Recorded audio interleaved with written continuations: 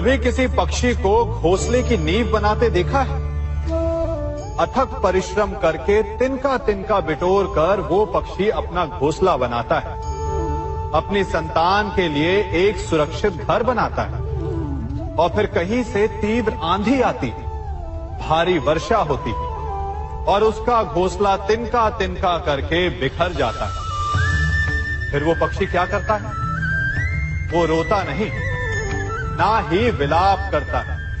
वो बिना विलंब करे फिर से अपना घोंसला बनाना प्रारंभ कर देता है और सफलता पाता है। फिर हम क्यों छोटी छोटी असफलता से भयभीत होकर परिश्रम करना छोड़ देते हैं? एक बात सदा स्मरण रखिएगा, हर वृक्ष कुल्हाड़ी की एक मार से नीचे नहीं गिरता, हर चट्टान घन के एक प्रहार से नहीं टूटती। सफलता पाने के लिए अनावरत परिश्रम करना ही मात्र एक मार्ग है। स्वीकारण, सत्य का स्वीकारण मनुष्य के लिए बहुत ही महत्वपूर्ण है।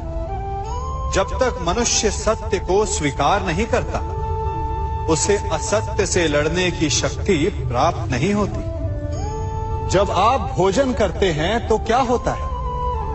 आपका पेट स्वीकारता है कि वो भर चुका है और आप भोजन करना बंद कर देते हैं। जब आपको निद्रा आती है तो क्या होता है? आपका मन स्वीकारता है कि आपका शरीर थक चुका है और उसे विश्राम की आवश्यकता है। उसी प्रकार जब आपको किसी व्यसन को रोकना हो तो आपको स्वीकारना पड़ता है कि बहुत हो चुका, चाहे वो लालच हो या मदिरापान। उस व्यसन का त्यागना तभी प्रारंभ होता है जब आप ये स्वीकार कर लेते हैं कि आप उस व्यसन के बंधक हैं। हम में से ऐसा कोई नहीं जिनकी परछाई उनसे दूर रहती। हमारी परछाई सदैव हमारे साथ रहती है। कदाचित हमारी परछाई हमारे कर्मों के फलों का संकेत है। कदाचित इसी कारण कई बार हमें अपनी परछाई से भय भी लगता है, परंतु इस भय से निवारण पाने का एक साधन अवश्य है। वो है सूर्य की ओर मुख करना या किसी प्रकाश के स्रोत की ओर मुख करना, क्योंकि तब हमें हमारी परछाई दिखाई नहीं देती।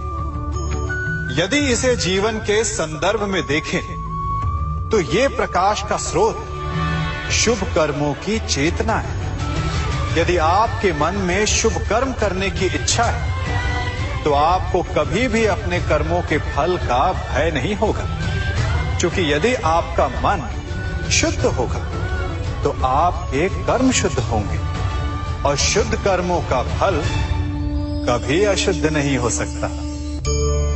आज मैं आप सबको एक कथा सुनाता हूं। एक दिन प्रातः एक व्यापारी अपने घर से निकला। घर से निकलते ही एक बिल्ली ने उस व्यापारी का मार्ग काट दी। व्यापारी घबरा गया। वो फिर से घर लौट गया और शुभ घड़ी की प्रतीक्षा करने लगा। और जब वो पुनः अपने घर से निकला तब वो वाहन जा चुका था जिससे राजा तक पहुंचकर उसे भेंट देनी थी। राजा को भेंट नहीं मिली। राजा क्रोधित हो गए। राजा ने उस व्यापारी का व्यापार बंद करवा दिया। इस कारण व्यापारी क्रोधित होकर घर पर अपनी पत्नी से लड़ बैठा। पत्नी अपने बच्चों समेत मैके वापस चली गई और उस व्यापारी के जीवन में यदि कुछ रह गया था तो केवल अंधकार। और इन सब का कारण वो उस बिल्ली को मानता रहा जिसने उसका मार्ग काटा था। ऐसा ही एक दूसरा व्यापारी राजा को भेंट देने निकला और उस व्यापारी का मार्ग भी एक बिल्ली ने काट दिया। वो व्यापारी तनिक घबराया, परंतु उसने आगे बढ़ना अधिक उचित समझा। राजा तक वो समय पर पहुंचा। उसने राजा को भेंट दी। राजा प्रसन्न हुए और राजा ने व्यापारी को अपना व्यापार बढ़ाने की अनुमति दी, स्वर्ण आभूषण दी। जब व्यापारी घर पर पहुंचा तो पत्नी को आभूषण और अपने बच्चों को देने के लिए वस्त्र थे उसके पास। हर ओर प्रसन्नता थी। समझ रहे हैं ना, दोनों के साथ एक ही प्रकार की घटना हुई, परंतु दोनों की प्रतिक्रिया भिन्न थी। ऐसा ही हमारा जीवन भी है। हमारे जीवन में प्रारब्ध का अपना स्थान है, परंतु उससे कई अधिक महत्वपूर्ण हमारी प्रतिक्रिया, हमारे सोच का प्रभाव है। क्योंकि यही हमारे जीवन को आकार देते हैं। इसलिए अपनी सोच को सकारात्मक रखिए। आपका जीवन सदैव आनंदमय रहेगा। आप इन दो पात्रों को देख रहे हैं। मेरे इस पात्र में जल है और ये पात्र मिष्ठान से भरा हुआ है। दोनों ही पात्र भरे हैं, परंतु देखिए, मिश्री को जल में मिला दिया, जल ने मिश्री को अपना लिया, मिश्री ने अपना अस्तित्व खो दिया। परंतु जल को अभिमान है कि उसका अस्तित्व अभी भी बना हुआ है। परंतु जो इस जल को चखेगा उसे अवश्य पता चल जाएगा कि ये जल अब वो जल नहीं रहा, ये अब शरबत बन गया। हमारा त्याग, हमारे बलिदान भी ऐसे ही होते हैं। जो इस बात को अनुभव करते हैं वो समझ सकते हैं कि कैसे हमने समय की धारा को बदल दिया। जो बलिदान देते हैं उनका अस्तित्व कभी नष्ट नहीं होता, अपितु उनका बलिदान संसार में कुछ ना कुछ परिवर्तन अवश्य लाता है। हम सभी कभी ना कभी, कहीं ना कहीं अपने जीवन में यात्रा अवश्य करते हैं। हमारी यात्रा में कभी पक्के रास्ते आते हैं तो कभी कच्चे रास्ते। पक्के रास्ते मनुष्य बनाता है और कच्चे रास्ते जानते हैं कैसे बनते हैं? चलते चलते बन जाते हैं। जब लोग एक स्थान से जाते हैं तो पैरों के दबाव से नीचे की घास कुचल जाती है। बार बार उस मार्ग से जाने से धीरे धीरे मार्ग स्वतः ही बन जाता है। और यही जीवन है, यही नियति है। जब आपके जीवन में आपको मार्ग ना मिले तो रुकिए नहीं, आगे बढ़ते रहिए और आपके पैरों के दबाव से मार्ग स्वतः ही बन जाएगा। हम सभी अपने जीवन में सफलता चाहते हैं, है ना? उसके लिए हम रात दिन परिश्रम करते हैं, कड़ी मेहनत करते हैं, परंतु फिर भी असफल हो जाते हैं। परंतु ऐसा क्यों होता है? कभी सोचा आप सबने? क्योंकि सफलता पाने का मंत्र बड़ा कठिन नहीं, बड़ा सरल है।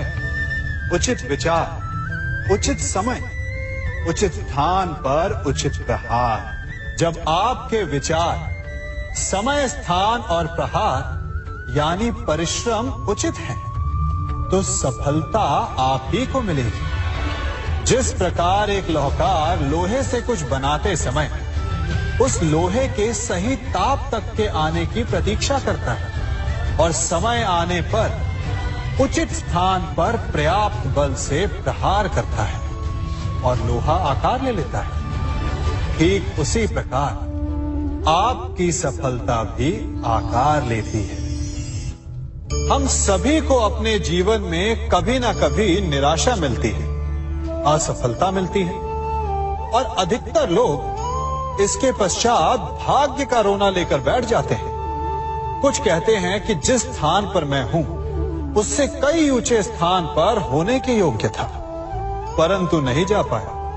किसी को पीड़ा है कि उसे जो मिलना चाहिए था वो उसे नहीं मिला, भाग्य ही बुरा था। भाग्य क्या होता है? भाग्य वन में खिला पुष्प देवताओं को चढ़ाया जाएगा, या किसी सुंदरी की वेणी में वो सजेगा, या फिर उसे कुचलकर उत्पाद बना दिया जाएगा। ये सब एक पुष्प के नियंत्रण में नहीं होता, परंतु जब तक उस पुष्प का अस्तित्व है सुगंध बिखेरना उसके वश में अवश्य है। परंतु भाग्य हमारे वश में नहीं, और जो हमारे वश में नहीं उसके लिए दुखी होने से क्या होगा। कर्म पर वश है, वो कीजिए और धीरे धीरे भाग्य आपके वश में आ जाएगा, क्योंकि कर्म ही प्रधान है। सम्मान। मनुष्य के जीवन में सम्मान का बहुत अधिक महत्व है। वो उसे अपने हृदय, अपने मन से जोड़कर रखता है। कदाचित इसीलिए हम शत्रु के सम्मान पर चोट पहुंचाते हैं, ताकि उसे पीड़ा पहुंचाई जा सके। परंतु ऐसा करने से सावधान रहे मित्रों। शरीर पर लगी चोट मनुष्य भुला सकता है, परंतु उसके सम्मान को लगी चोट उसे जीवन भर पीड़ा देती है। और स्त्री के मान सम्मान पर लगी चोट उसे उस सीमा तक ले जाती है जहां उसे केवल प्रतिशोध दिखाई देता है। यदि अपने शत्रुओं को जीतना है तो प्रेम से जीतिए, अपने कर्मों से जीतिए। उन्हें अनुभव करवाइए कि उनसे भूल हुई है। किसी के सम्मान को ऐसी चोट ना पहुंचाइए कि वो आपका नाश करने पर उतर आए। स्मरण रखिए, किसी का अपमान करके आपके हृदय को कदाचित थोड़ा संतोष आ जाए, परंतु उस अपमान से आप कई हृदयों को आघात पहुंचाते हैं और अपने लिए एक शत्रु और बढ़ा लेते हैं। हम सब शीघ्र ही सफलता चाहते हैं, ढेर सारी संपत्ति और सुख चाहते हैं, और ऐसे में कई बार हम छोटे मार्गों का चयन कर लेते हैं। वो मार्ग जिनमें परिश्रम नहीं होता, जिनमें होता है तो केवल छल, कुटिलता और भाग्य का सहारा। जैसे कि जुआ। कोई जुए के खेल में धन लगाता है, कोई दांव लगाता है, और ये भूल जाता है कि जुआ ऐसा दलदल है कि जिसमें एक बार गिरे तो सर्वनाश से पहले निकलना असंभव है। यदि आप जीते तो और जीतने की भूख बढ़ जाएगी, और यदि आप कुछ हार बैठे तो उसे पुनः पाने के लिए आप फिर से खेलेंगे। मनुष्य को ये आभास ही नहीं होता कि अपनी संपत्ति के साथ साथ वो अपनी मानवता, अपने संस्कार, अपना धर्म और अपना उत्तरदायित्व तक सभी जुए की भेंट चढ़ा देता है। इसलिए कुछ पाना है तो परिश्रम से पाओ। यदि कुछ जुए में जीता तो वो उतना शीघ्र ही खो दोगे, चूंकि उसे परिश्रम से पाया नहीं गया है, और उसकी रक्षा करने के लिए आपके मन में स्वाभाविक प्रयास भी नहीं होंगे। क्षमा बढ़न को चाहिए, छुट्टन को उत्पाद। क्षमा इस संसार में शांति का, सुख का मूल आधार है। क्षमा आपके मन से प्रतिशोध और शत्रुता जैसे भावों को समाप्त करती है। परंतु क्या हर स्थान पर क्षमा आवश्यक है? क्या प्रत्येक का अपराध क्षमा करने के योग्य होता है? नहीं। कभी कभी उसे क्षमा करके हम उस व्यक्ति को और बड़ा अपराध करने की प्रेरणा देते हैं, और ऐसा ही अपराध है स्त्री का मान भंग करना, जिसमें क्षमा की कोई अवस्था नहीं। यदि सिंह भूल से गाय के बछड़े का अखेट कर ले तो उसे क्षमा किया जा सकता है, परंतु यदि वो नरभक्षी हो जाए तो उसके केवल दो स्थल होते हैं, या तो पिंजरा या फिर मृत्यु की गोद। कुछ परिस्थितियों में क्षमा के स्थान पर दंड देना आवश्यक होता है, क्योंकि ये दंड का भय ही है। जो लोगों को वो अपराध करने से रोकता है। संसार में सबसे बड़ा क्या है? अभिमान और बाहुबल या विश्वास और आस्था? निश्चित रूप से बाहुबल के महत्व को नकारा नहीं जा सकता।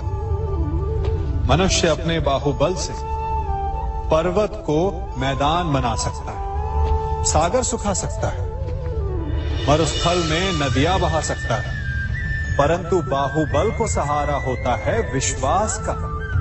यदि मन में विश्वास ना हो तो बाहुबल किसी काम का नहीं। वो कौन सा बल है कि मोर आकाश की ओर ताकते हैं? वो विश्वास ही तो है जिसके कारण वर्षा होती है और दोनों की प्यास बुझती है। परंतु जब पाप के बाहुबल का सामना धर्म के विश्वास से होता है तो बाहुबल हार जाता है और जीतता है विश्वास। विजय होती है आस्था की।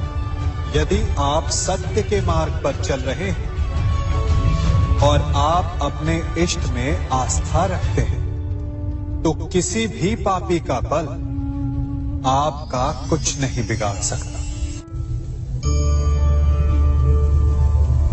कभी सोचा है हमारा जीवन भी उस रेत की घड़ी की भांति है?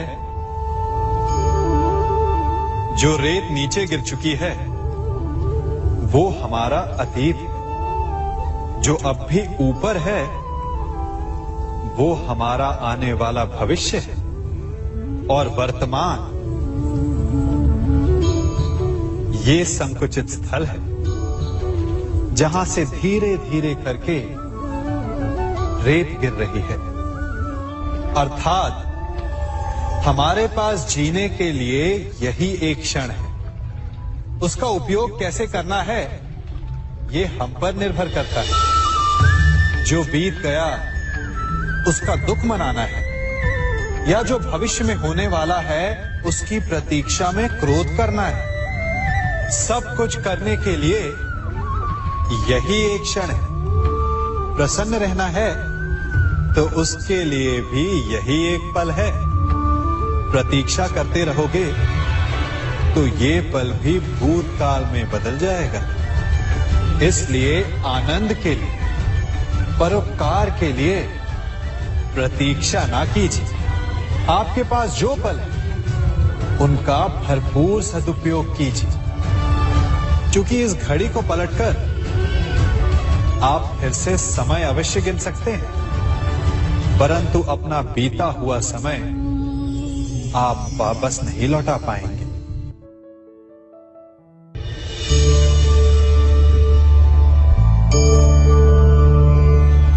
मनुष्य के जीवन में संतान का बहुत महत्व है। उस संतान के लिए वो कितने कष्ट सहता है, उसे पालता है, पोसता है, और यदि यही संतान संताप का कारण बन जाए तो क्या ये उसका दोष है? अधिकतर ये दोष हमारे लालन पालन का होता है। बचपन में बालक के हठ को मानकर हमें आनंद की अनुभूति अवश्य होती है, परंतु धीरे धीरे अपने बालक के हठ को मानकर उसके हठ के दास हो जाते हैं। एक हठी उद्दंड और असंस्कारी संतान उस सूखे वृक्ष के समान होती है कि यदि जिसमें आग लग जाए तो वो सारे वन को भस्म कर डाले। और स्मरण रहे, जब उसमें अग्नि लगती है तो सबसे पहले वो स्वयं के घर को ही भस्म करती है। इसलिए जब आवश्यकता हो तो अपनी संतान के हठ का विरोध करें, उसे रोके, क्योंकि यदि समय रहते ऐसा ना किया गया तो भविष्य में इस समस्या के परिणाम गंभीर हो सकते हैं। प्रतिज्ञा, वचन, ये सब मनुष्य ने समाज को सही दिशा में रखने के लिए बनाए हैं। वो मनुष्य ही क्या जिसके जीवन में नियम ना हो, जिनका वो पालन ना करे, परंतु समय के साथ चलने के लिए नियमों को बदलना भी आवश्यक होता है, क्योंकि ये आज का समय ही तो है जो बीत जाने के पश्चात इतिहास बन जाएगा।